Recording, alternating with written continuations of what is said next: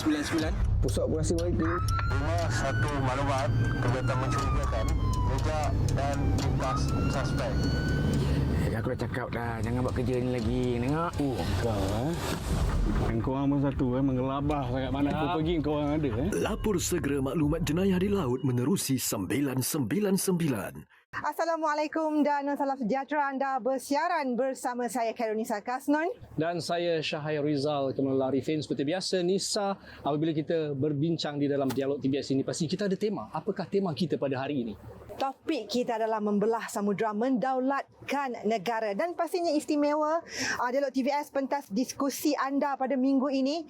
Kita bersiaran di atas kapal peronda luar pesisir pertama di Malaysia yang berlabuh di Kuching. Syah. OPV1 ini sebenarnya akan berada di perairan, kalau kita nak ikutkan, berada di Laut Cina Selatan, tapi khususannya sekarang ini adalah berada di bumi Kenyalang, dan bahkan ini sebenarnya bersesuaian dengan tajuk kita sebenarnya, membelah samudera, mendaulatkan negara. Bahawa dengan wujudnya OPV ini nanti bakal memberikan satu cerminan baru kepada pengawasan perairan negara. Pastinya kita tidak berdua, kita bersama siapa Nisa pada minggu ini? Pastinya kita bawakan kepada anda istimewa Ketua Pengarah Maritim Malaysia, Laksamana Maritim Datuk Hamid Muhammad Amin. Terima kasih Datuk kerana sudi meluangkan masa bersama kami di Dialog TVS. Datuk. Terima kasih. Baik.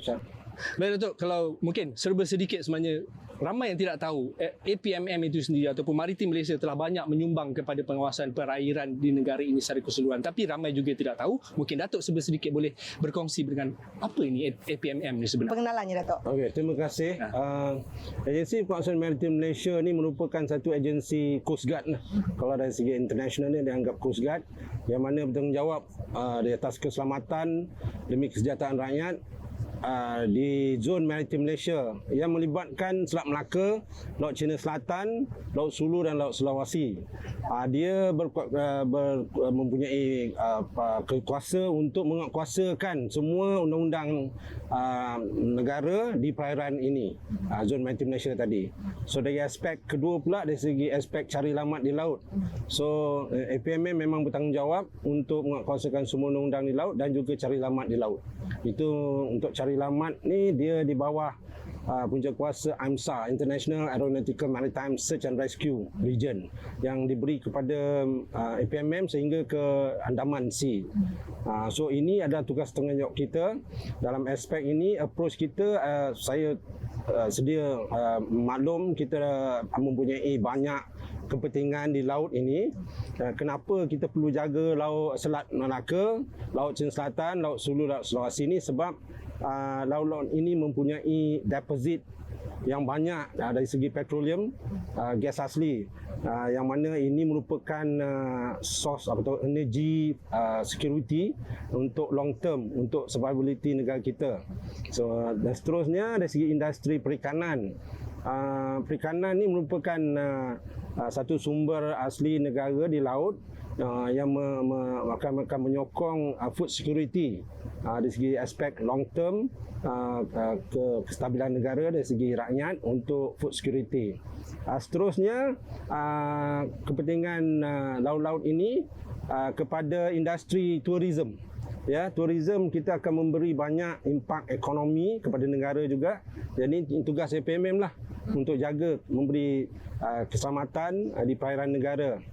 Seterusnya, kalau kita tengok di peta dunia, Selat Melaka, Laut Cina Selatan ni merupakan laluan antarabangsa, trading antara kapal-kapal perdagangan daripada Amerika, Europe, ke Timur, ke China, ke Korea dan Jepun dan sebaliknya. So laluan ini yang sangat penting. Kalau tak selamat, ini akan memberi impak negatif kepada negara dari aspek menjaga perairan ini untuk laluan antarabangsa. Ini sangat penting kepada antarabangsa lah. So aspek ini dia memerlukan satu agensi yang efektif lah. So maknanya yang tadi itu kata kita kena berada di laut kan. So aspek ini memang teras operasi itu adalah salah satu dia ever present. Salah satu ever present maknanya APMM kena berada di laut inilah. So kena berupaya dari aspek keberadaan tu. Dan Teruskan Datuk. dan seterusnya yang kedua adalah selepas ever present tu adalah dari segi deterrent. Dengan hadirnya aset-aset laut, udara, FMM di perairan negara, kita memberi cegah rintang lah kepada semua orang lah, jangan buat jenayah di laut Malaysia lah kan. Ini melibatkan semua akta lah kan, akta perikanan yang melibatkan bot nelayan asing yang menceroboh, akta-akta lain, penyeludupan dan sebagainya.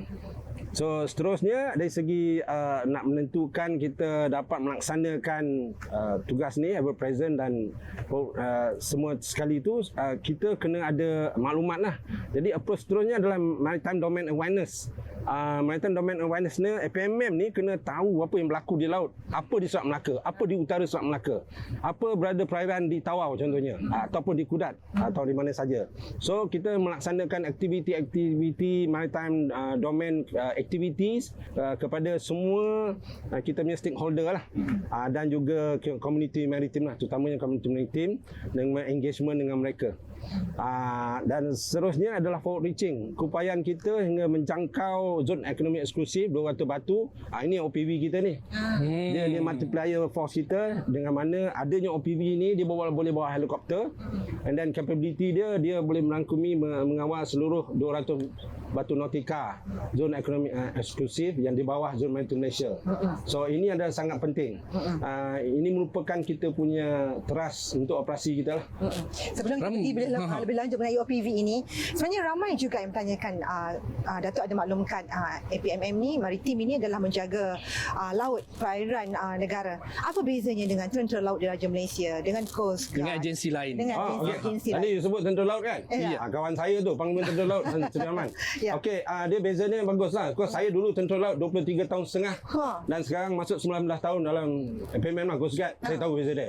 Satu, saya nak pertama adalah Tentera Laut dia handle an intrusion of foreign warship. Okey. FMM will handle encroachment of foreign fishing vessel. Okay. Tentera Laut dia ada fire power. Okey. FMM ada legal power.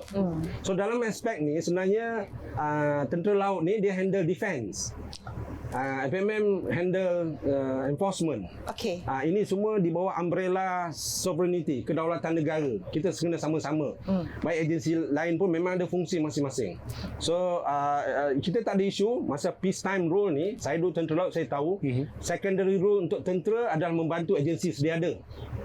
Memang kita ada kerjasama. Saya ada masalah, saya akan hello saya punya kawan Tan Sri Rahman untuk bantu saya lah. So contohnya masa perang, kita bagi contohnya masa Op Daulat dulu. Op Daulat tu kawasan timur Sabah ni telah kita gazet sebagai kawasan keselamatan. So FMM masa tu diletak bawah Tentera Laut. Memang Tentera Laut yang akan handle kawasan tu, menjaga keselamatan, dan semasa jangka masa tersebut ada sebab-sebab tertentu telah digazetkan sebagai kawasan keselamatan. Kita akan melaksanakan tugas di bawah Tentera Laut. Dia punya perbezaan tugas tu ada same but not similar. Similar not the same, lebih kurang macam tu. So tak ada isu. And then dari segi yang lain pun sama, bukan macam polis memang ada tanggungjawab dia masing-masing, custom semua. Dan yang contohnya macam custom, perikanan, jabatan perikanan, jabatan mereka yang menggubal dasar. Okay, dasar contohnya dasar perikanan, jabatan perikanan lah. FMM akan melaksanakan dasar tersebut dalam bawah akta perikanan lah contohnya. Kita melibatkan jabatan laut, kita melaksanakan menguatkuasakan MSO, custom pun kita melaksanakan akta custom di zon maritim Malaysia. Memang kita ada banyak kerjasama dengan agensi-agensi ni. Contoh ni baru-baru ni memang saya dah berjumpa dengan Ketua Pengarah Custom, dan kita dah ada lama operasi bersama dipanggil Op Kasma. Dan contohnya dengan Jabatan Perikanan pun sama. Op Madof Maritim, Department of Fishery, dan dengan even Jabatan ataupun SPRM pun sama, kita ada kerjasama. Semualah kita ada kerjasama agensi. Ini adalah sangat penting because ini adalah the whole government approach. Ya, jadi kita agensi ni memang bekerjasama untuk menentukan keselamatan di laut ni.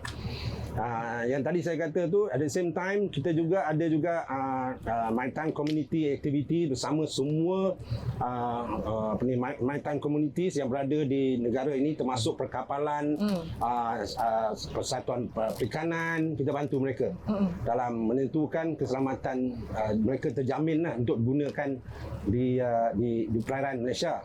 Saya nak tambah sekali, ada segi aspek tu. Silakan Dato'. Dari segi tugas ni, saya memang bagi tahu saya punya warga ni, kita punya approach daripada Five Line of Mao Zedong, iaitu proaktif, reaktif, mass mobilization, internal allies, external allies. Yang proaktif ni semua kapal ke bot pemerintah ke aircraft ke star team radar, dia orang kena buat tanggungjawab dia orang. Jadi senaraikan tugas tanggungjawab mereka kan. Mereka diberi gaji oleh kerajaan, dia kena laksanakan tu dengan proaktif. Tak perlu saya nak bagi tahu. Mana yang tak buat tu saya kena beritahu lah kan. Tu lah terpaksa. Yang kedua adalah reaktif lah. Reaktif contohnya macam operasi search and rescue. Kadang-kadang kita terima maklumat kena respon. Kita terima maklumat 2 pagi. Alhamdulillah saya tengok warga FMM memang dia akan laksanakan tugas menyelamat di laut ni dengan cemerlang lah. Ya. Jadi itu proaktif. Banyak kalau kita terima aduan pun, kita punya aset-aset ini akan kita atur gerak. Ini bukan melibatkan OPV saja. Dia dah ada helikopter, ada fixed wing, amphibious aircraft, star team, radar, semua sekali lah. Dan dalam masa yang sama, kita juga yang ketiga ni adalah mass mobilization. Saya memang emphasize pada warga FMM untuk tidak working in silo. Kan? Kalau dia working in silo, dia orang kena jawab dengan saya lah. So dalam hal ni, semua akan diatur gerak bersama. So dalam masa yang sama ialah kita melibatkan semua agensi jugalah. Okay, saya pergi seterusnya adalah nombor 4. Jadi proaktif, reaktif, mass mobilization kan. Yang keempat ni adalah internal allies. Internal allies ni yang tadi ya. Tentera laut, Jabatan Laut, yang berkaitan dengan laut lah. Even pejabat ataupun JT Kuching ni pun pelabuhan memang kita very close lah. That's why kita terima kerjasama dari sini, kita boleh merapat di sini buat sementara waktu. Sementara kita nak bina JT. Ada strategi lautan biru lah di situ dah. Yes. Itu dipanggil whole government approach lah. Tahukah anda, kerja cari gali di pelantar minyak luar pesisir pantai merupakan salah satu aktiviti yang paling berisiko tinggi dan berbahaya. Aktiviti pencerobohan di kawasan pelantar minyak seperti ini merupakan tindakan yang salah di sisi undang-undang Malaysia. Kawasan pelantar minyak merupakan kawasan larangan yang telah diwartakan di bawah Akta Kawasan Larangan dan Tempat Larangan 1959. Pada mereka yang menceroboh, sekiranya ditangkap dan didapati bersalah, mereka boleh dikenakan maksimum penjara 2 tahun atau denda RM1,000 ataupun kedua-duanya. Tindakan menceroboh kawasan pelantar minyak bukan sahaja memberi risiko berbahaya kepada penceroboh, malah ianya menggugat keselamatan pekerja pelantar. Oleh itu, alihkan perhatian anda ke kawasan yang lebih selamat sebagai tanda sokongan kita kepada wira kita di pelantar minyak dan gas negara untuk menjalankan tugas selamat dan terus memenuhi keperluan tenaga negara.